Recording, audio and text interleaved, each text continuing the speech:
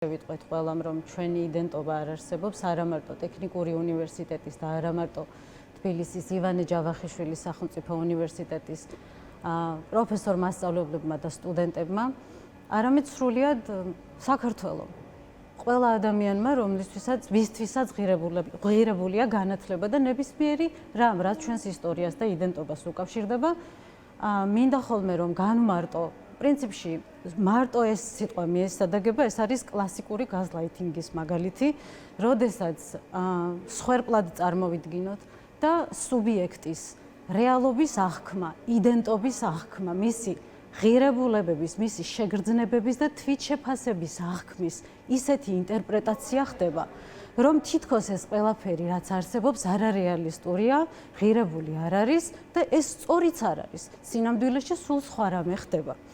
ეს არის აბსოლუტურად თავიდან ბოლომდე კლასიკური გაზლაითინგის მაგალითი. როდესაც ჩვენ გვეუბნებიან, რომ არ უნდა გვეწყინო, ზედმეტად ემოციურები ვართ, რომ გაგიკვირდებათ და დილის 10 საათზე რომ ვიგებთ იდენტობას რომ კარგავთ, თურმე გვეწყინა და ფაქტებს ვერ უპირისპირებთ იმას, რაც ალტერნატიულად მეორე მხარესაც არ არის ფაქტებით გამყარებული. ჩვენ არაფერი ვიცით, რა feasibility study ჩატარდა, ხო? რა მიზანშეწონილობის კვლევა ჩატარდა. იურიდიულ კონტექსტში, ეკონომიკურ კონტექსტში, ეროვნულ კონტექსტში, სასწავლო პროცესების კონტექსტში, ფინანსურ კონტექსტში. არაფრის შესახებ არავითარი ინფორმაცია არ გვაქვს, მით უფრო რომ ეს გამყარებულია საქართველოს კონსტიტუციით. საუნივერსიტეტო ავტონომიის შესახებ კანონში განსაზღვრული ადგილით, როდესაც ჩვენ შეგვიძლია და უფლება გვაქვს და ვალდებულები ვართ საუნივერსიტეტო გადაწყვეტილებები, განათლების შესახებ გადაწყვეტილებები მიღებული იქნას ინსტიტუციურ დონეზე. Ქავტონა ეკატერინე, მე ვახსენე ეს ფრაზა, რომელიც ქონდა კობახიძეს, რომ ქვეყანაში ერთი ინჟინერი არ არსებობს, ანუ ეს ამას ამბობს კობახიძე დღეს 2026 წელს, ხო, ისინი მრავალი წელია ხელისუფლებაში არიან, ეს ერთი და იგივე ჯგუფია, მრავალი წლის განმავლობაში და თუ რაღაც არასწორი მიმართულებით მიდიოდა და ასე შემდეგ, ანუ ეს პროცესიც ხომ მათ ხელში უნდა ყოფილიყო. ხომ? აი როგორ ფიქრობთ, ეს არის თუ არა საბაბი და თქვენ როგორ უყურებთ ამ საკითხს? იმიტომ რომ სხვათა შორის ტექნიკური განათლების მნიშვნელობაზე წინა პერიოდშიც უსაუბრია ამავე ხელისუფლებას, რომ ამგვარი კადრების არსებობა ძალიან მნიშვნელოვანი იყო. მაგრამ დღეს პოსტფაქტუმ ხდება შეფასება და ამ საკითხის გამოყენება იმ პოლიტიკური გადაწყვეტილების ბოლომდე მისაყვანად, რომელიც წინასწარ შეატყობინეს თქვათ რექტორს და შემდეგ თქვენ ფაქტის სახით გამოგიცხადეს. იცით რა არის, მე ძალიან მიკვირს ფორმულირება, რომ საქართველოში არ არსებობს ინჟინერი, საქართველოში არ არსებობს ტექნიკური სპეციალისტი, საქართველოში არ არსებობს დეველოპერი. მე სულ სხვა ინფორმაცია მაქვს.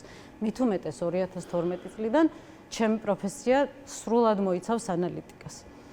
და გულისხმობს იმას, რომ ყავდეს მოვიპოვოთ შესაბამისი კადრები, რომლებსაც კონკრეტული დავალებების შესრულება და კონკრეტული პროექტების მართვა შეუძლიათ. მე აბსოლუტურად სხვა წარმოდგენა მაქვს, სხვა პროფესიული გამოცდილება მაქვს და ამას ისტორია ადასტურებს. კაცო, საქართველოს ტექნიკურ უნივერსიტეტს 500,000 კურსდამთავრებული ყავს და ვინ ააშენა ეს ქვეყანა? არ ვიცი ფიზიკურად, უბრალოდ ვერ წარმომიდგენია რა შეიძლება ამის იქით კონტექსტურად იმალებოდეს, თუმცა ის რომ არ ყავს საქართველოს ერთი ინჟინერი, არ ყავს საქართველოს ერთი დეველოპერი, არ ვიცი რა კომენტარი შეიძლება ამაზე გავაკეთო. მე ვარ ერთ-ერთი დეველოპერი. და ჩვენს უნივერსიტეტში არიან უამრავი მაღალკვალიფიციური ინჟინერები. მომავალიც და მიმდინარეც. ეკატერინე, თქვენთან ესეთი კითხვა მექნება, ანუ ჩვენ მე ვახსენე ის, რომ თქვათ ეს გადაწყვეტილება ასე მოჩანს, რომ მიღებულია და პოსტფაქტუმ ხდება ამ საკითხების გაზიარება. ხო, ეს არის ყველაზე მტკივნეული, როგორ ფიქრობთ და აი რას უკავშირდება ასევე ყველაზე მეტწილად ამ საკითხის მგრძნობელობა. ანუ სარწმუნოა თქვენთვის, რომ გაერთიანების შემდეგ არავინ დაზარალდება, ეს კრედიტების საკითხი, ბევრი რაღაც იყო ნახსენები, მათ შორის საერთო პროფესიული პროგრამები და ასე შემდეგ. ანუ ეს ყველაფერი ხელუხლებელად დარჩება, თუმცა ოცნება ამბობს, რომ მათი მიზანი არის ამის გაუმჯობესება და ეს მათ შეუძლიათ ამის შემდეგ, როდესაც გაერთიანდება ეს ორი უნივერსიტეტი. ეს რამდენად სარწმუნოა თქვენ? და იქვე განმარტებული არის, რომ ამაში ჩვენ უნდა ჩავერთოთ და დავეხმაროთ.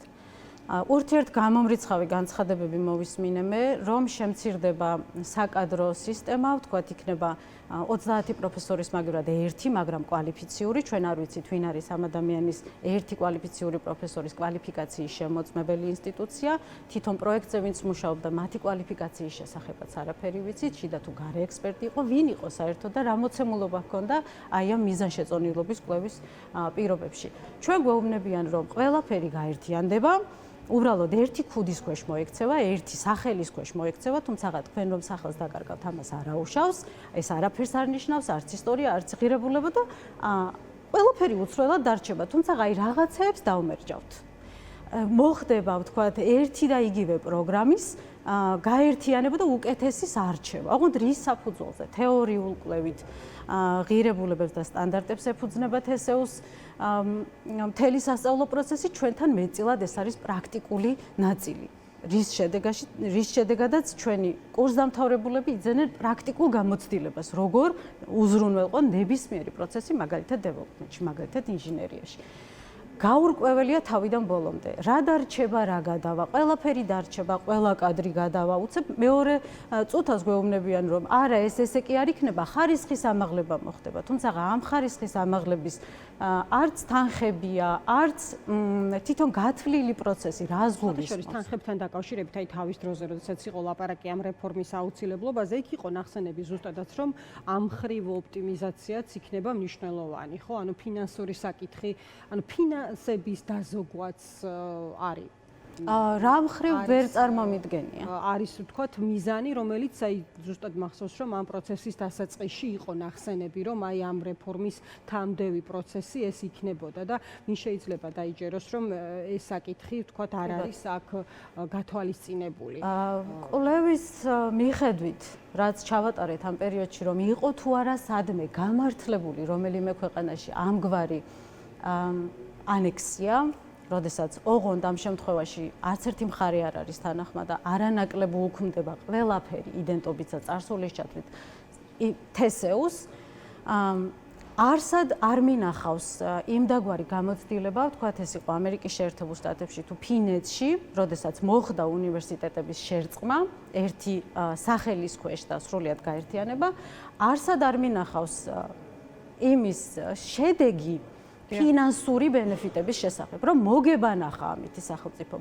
მოგება კი არა, ეს იყო გარდაუვალი პროცესი იმ კონკრეტული სკოლებისთვის, განა უნივერსიტეტებისთვის, პატარ-პატარა სკოლის ფორმებში რომ არსებობდა რაღაც პატარა კოლეჯები, მაგალითად და ისინი დაუქვემდებარეს დიდ უნივერსიტეტებს, რომ მართლა ოპტიმიზებული ყოფილიყო სტუდენტისთვის სასწავლო გარემო და გათვალისწინებული ყოფილიყო ადამიანური ფაქტორებიც, ხო? ამას დაჭირდა მარტო კულტურულ შესაბამისობას, სადღაც 7-დან 8 წლამდე. ეს არის საშუალო რიცხვი სხვადასხვა უნივერსიტეტების გამოცდილების მიხედვით. ამას დასჭირდა სადღაც 30%-ზე მეტი თანხების გახარჯვა იმისათვის, რომ რაღაც შედეგამდე მისულიყვნენ. და მით უმეტეს არის უამრავი პროგრამა, შეუსაბამო სტანდარტები კი არა, მიდგომები ამ ორი უნივერსიტეტის სასწავლო პროცესებში, რომელიც ფიზიკურად მე არ ვიცი, აი როგორ უნდა გაერთიანდეს, როგორ უნდა შეერწყას ერთმანეთს, ისე რომ დამოუკიდებელ და უკეთეს ინსტიტუციად განაგრძოს არსებობა. დიდი მადლობა ეკატერინე, წარმატებას გისურვებთ ეკატერინე.